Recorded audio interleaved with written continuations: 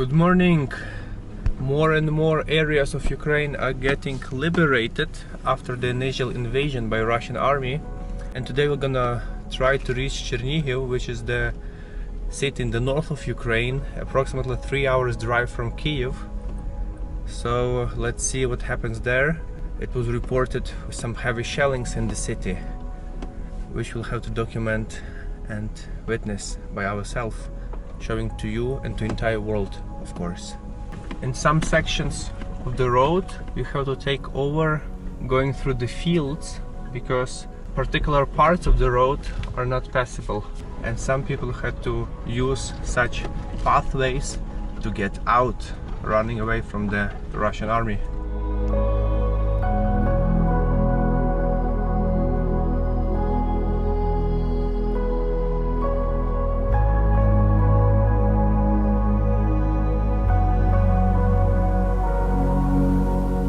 You could see here was a nice highway, 4 lanes, one way, but now this road is destroyed and sometimes we have to go different directions. Okay, now we go and we continue. Not long time after we left Kiev, a nice 4-lane highway turned into the disaster zone and still passable. You could witness and see the destructions happened in the surrounding villages. Unfortunately, we're not able to take the major roads because of some traffic disruptions there on the way, and it takes much longer than we expected. It's also tiring to drive on these roads in the convoy on a high speed.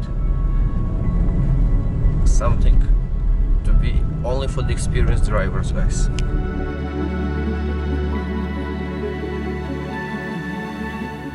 At some point we travel and these temporary bridges you made across the rivers, but here what happens, guys? Yeah, that's really blocking our way. Guys will try to lift her up now.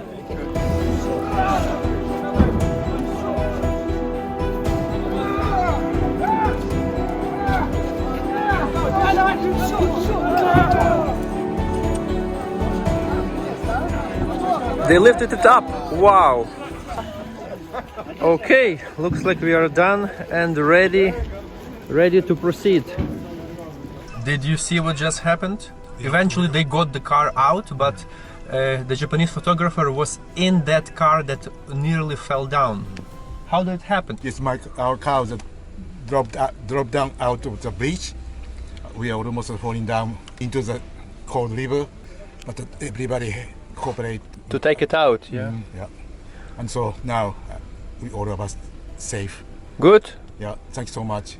But I'm sorry, very sorry for bothering everybody. Don't be sorry. We are all one big team here. Yeah. And I'm sorry wasting time for everybody. No. It's good. Now you're with us. Yeah. Finally approaching Chernihiv through different checkpoints, and we can see the evidence of the war, guys.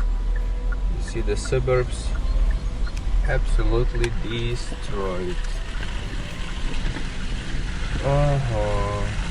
So we arrived to Chernihiv. What's next? Okay, we'll see. They're going to take us around, so we don't know yet what's happening. Let's see. They will take us and show us. So now the authorities invited us kindly to proceed into the bus where all the journalists are staying, and now they're gonna take us to some probably important places around the city, which will give us idea on what was happening here. One of our first stops is the local stadium, and you see that entire 1/2 of the seats for spectators is down. The place is destroyed badly on the main field, and I see that there is some serious suffer there. Let's go. People are going through this mess. Yes, another angle to see the seats. I'd like to introduce to you Mr. Vyacheslav Chaos, head of Oblast Military and Civil Administration of Chernihiv Oblast. Now we are located in central city stadium of Chernihiv, where previously there were soccer matches and children would play here. We do want the whole civilized world to see what Russian aggressors have been done to our motherland, to our peaceful land, our Chernihiv land, which is also my motherland, my homeland.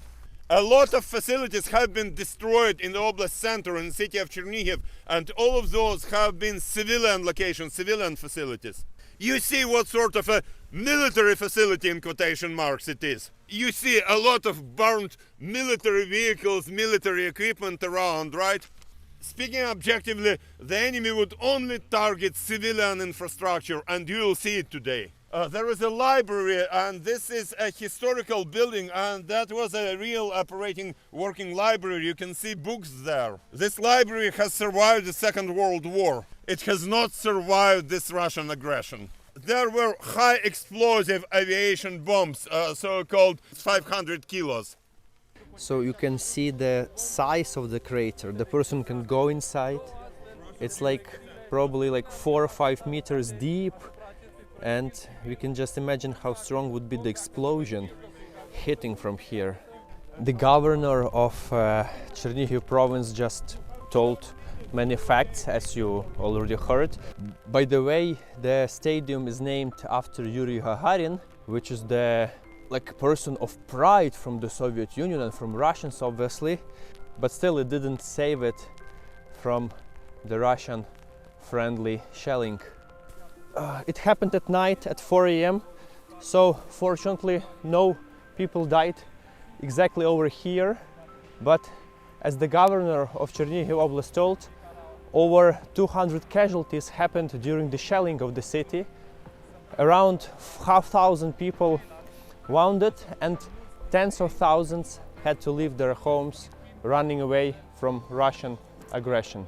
There is also something I wanted to share right now, is that I was not a professional journalist, and I originated from blogging. However, now we are in situations when I am reporting on the war in Ukraine. Some people tell me like, Orest, why do you do all these videos? You would rather do something more and more useful for your country. However, this is like something I see I can be the most useful with, and watching how all the journalists work.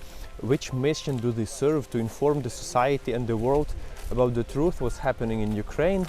That's like where is my superpower that I'm able to apply, contributing to our future victory of Ukraine.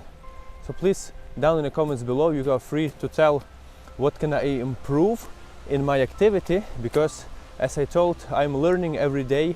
Those people today around me are much more experienced reporters, but I'm still doing my best and trying to improve every single day. So please tell me, what can I do better, guys? This is the site of the complete mess. There is one huge crater, civilian houses just next to it. It's like the entire section of the village completely wiped out. Another crater, look at this, guys. Incredible.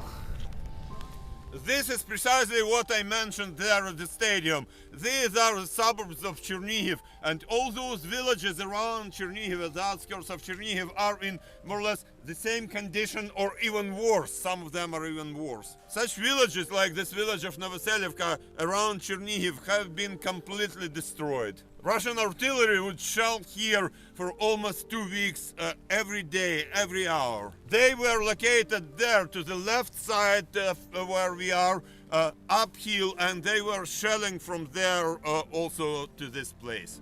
You see, this is yet another piece of evidence that the enemy would only shell at civilian sites and destroy civilians, and there has been a lot of cassette or cluster ammunition also in this place. We were staying at the basement back then, and that basement was created even before World War II, before 1941. On the 11th of March at about 5 a.m. there were bombs and artillery rounds shelling something in, and they would come in batches, not just one, but one and then another and 10 of those, like whoo. The more we walk here, the more craters I see.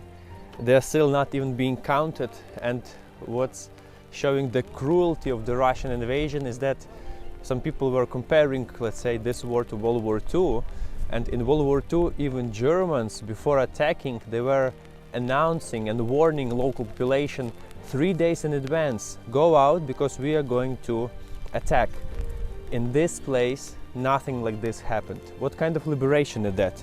I just heard that the only liberation that Russian army brought here is liberation from their homes, liberation their souls from their bodies, and nothing more. Can you imagine that this piece of things used to be a complete house before? Doesn't come into my mind at all. And this was a car. Apocalypse, guys. This is how apocalypse look like.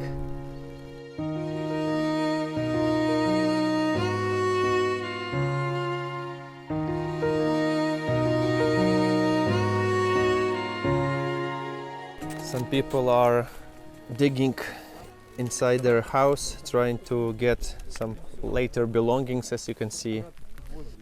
Trying to get anything what they can save. Oi, oi, oi. They didn't even calculate still how many people died here. That was a very dramatic piece and showing the dark reality of journalism.